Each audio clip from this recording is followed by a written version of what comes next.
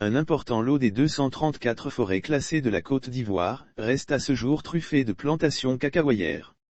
Une situation qui depuis plusieurs années embarrasse les autorités politiques, qui se voient de plus en plus interpellées sur la question par la communauté internationale. L'Union européenne notamment, menace de ne plus acheter dans les années à venir surtout le cacao produit dans les forêts, dont elle a souvent contribué du reste à la conservation. Et cela, pour entre autres raisons, assurer le maintien des équilibres écologiques naturels favorables à la pratique efficiente de l'agriculture dans les régions abritant ces forêts. Pour reconstituer de façon durable son couvert forestier très dégarni et partant, éviter de faire les frais de cette décision européenne, la Côte d'Ivoire dont une importante quantité de la production cacaoyère est issue des forêts classées, a préconisé le système de l'agroforesterie, laquelle consiste à reboiser les forêts dégradées à plus de 75%, en même temps qu'on y aménage des exploitations agricoles. Cette autre manière de sauver la couverture forestière du pays a été appelée « Stratégie de préservation d'extension et de réhabilitation des forêts classées » ou SPREF. Elle est exécutée avec l'assistance financière de la Banque mondiale intitulée « Plan d'investissement forestier » ou PIF1, qui porte actuellement sur l'exécution de la phase pilote prévue dans les forêts classées de Gouin-Débé, à Guiglo, Rapide Gras à Soubré et Ododo à San Pedro. Toutefois, l'exécution de ladite stratégie ne va pas sans couac, qui pourrait compromettre l'appui financier de la Banque mondiale.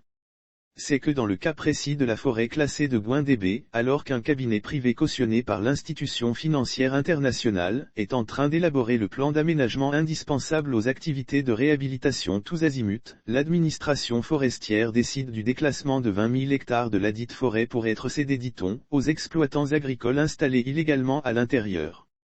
Cela, en vue d'entreprendre la réalisation de l'agroforêt permanent qu'elle projette à travers la SPREF. Cependant, de l'avis de plusieurs experts et activistes de la protection des forêts, il y a lieu de se demander qu'est-ce qui presse tant, au point de mettre la charrue avant les buffles. En clair, ce déclassement aussi justifié ou raisonné soit-il, ne devrait logiquement pas être fait avant la mise à disposition du plan d'aménagement, dont la confection est toujours en cours. Ce plan est d'autant plus indispensable qu'il devra servir de fil conducteur à toutes les actions, réalisations et autres activités à entreprendre désormais dans ladite forêt.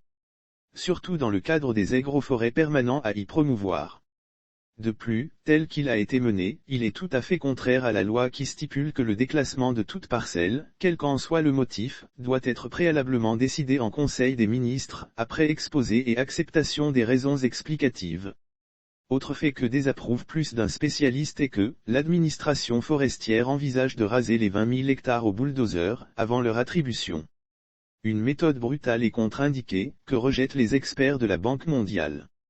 En ce sens qu'elle va entraîner un décapage systématique du sol et partant, une destruction profonde de la diversité biologique.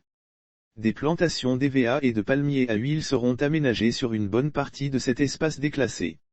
Et pour ce qui restera des 133 000 hectares de la forêt de Gouin-Débé, une fois ces 20 000 hectares déduits, toujours conformément à la pratique de l'agroforesterie, ces autres parties soit 113 000 hectares seront, sur l'initiative des entreprises multinationales, couvertes par de vastes plantations industrielles de cacao, d'EVA et de palmiers à huile, qui ne sont pas des arbres forestiers. Toute chose qui va de toute évidence, léser les petits producteurs de cacao, sur lesquels a jusqu'ici reposé l'essentiel du cacao produit en Côte d'Ivoire, représentant 40% de la production mondiale de la petite fève. C'est bien là un fait qui, de l'avis de plusieurs experts, ne manquera pas de susciter des conflits. L'on va assister à un démarrage plutôt brutal de l'opération, qui va être marqué par un départ brusque des 25 000 chefs d'exploitation de vergers de cacao essentiellement, installés dans la forêt classée de Gouin-Débé. Soit plus de 150 000 personnes, qui n'auront donc pas la possibilité de continuer à tirer profit de leur plantation en production. Les superficies qui seront concédées en retour à ces petits exploitants agricoles, sur cette plateforme de l'agroforêt permanent de 20 000 hectares, afin qu'ils continuent leur production cacaoyère, n'auront assurément pas la même taille, que celles qu'ils exploitent en ce moment, pendant que de grandes superficies seront concédées aux grandes entreprises, explique l'un des experts du cabinet, sélectionné pour concevoir le plan d'aménagement de Gouin-Débé. À la Banque mondiale par contre, l'on veut éviter l'appauvrissement systématique des paysans producteurs, auquel va assurément conduire cette manière de procéder de l'administration forestière. c'est que, l'on y est persuadé que la sortie progressive des paysans de cette forêt, conformément au plan d'aménagement en confection, a l'avantage de leur laisser la possibilité de récolter pendant quelque temps leur verger de cacao en production.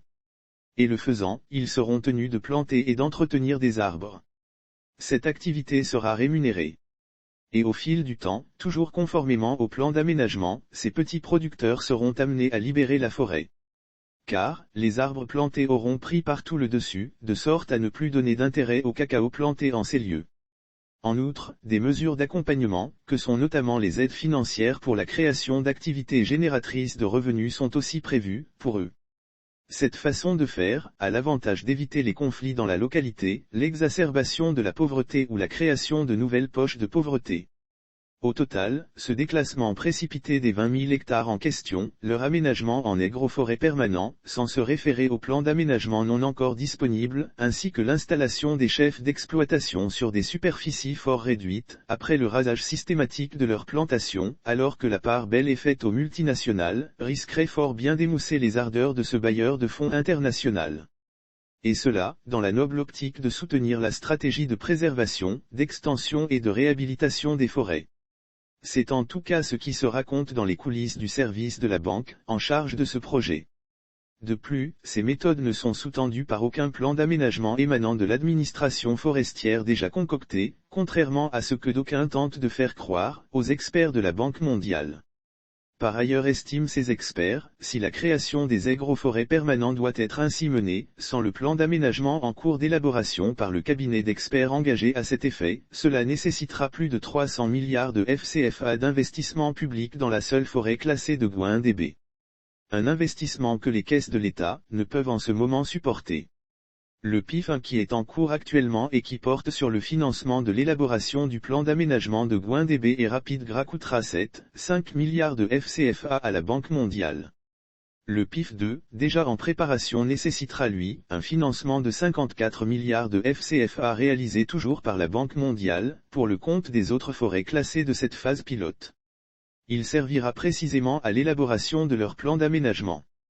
Cette situation pourrait aussi négativement impacter le processus d'acquisition des 42 milliards de FCFA que la Côte d'Ivoire attend de recevoir dans le cadre du programme de réduction des gaz à effet de serre, lequel est mis en place pour aider et encourager les pays engagés dans la séquestration du carbone, par les forêts notamment. L'engagement de la Côte d'Ivoire a même été acté par un décret pris dans ce sens.